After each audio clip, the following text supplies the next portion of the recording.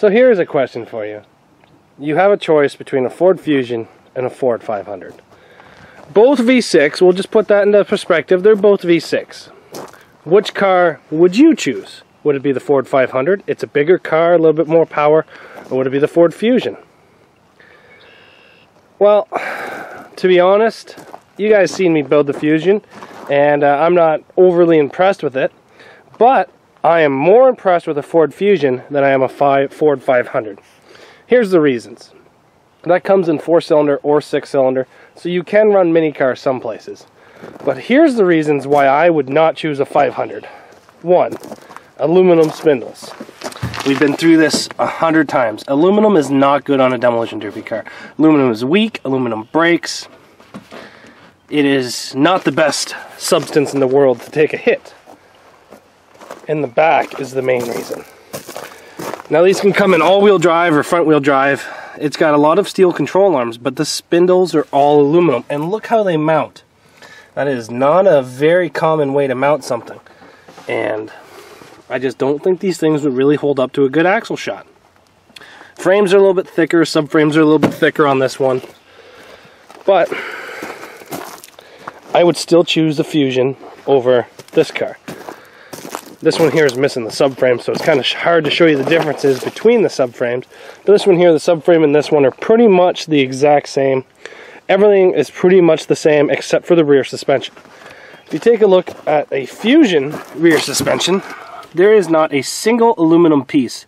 You have a trailing arm, a connecting arm, and a spring pocket, and then an upper arm.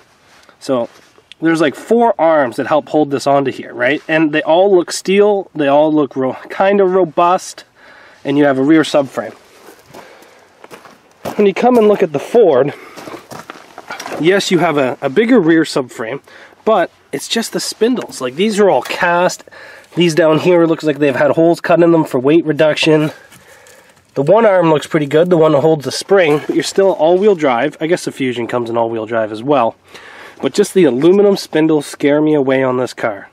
It is enough for me not want to run one of these.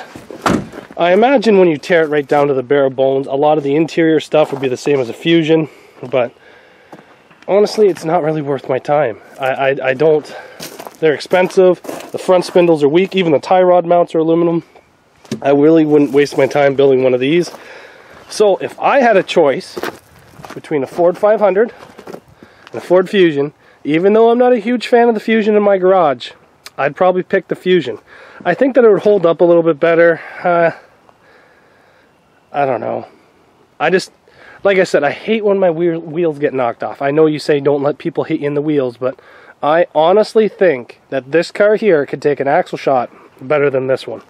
Not saying it would take an axle shot and survive, I'm just saying it would probably do much better than this one.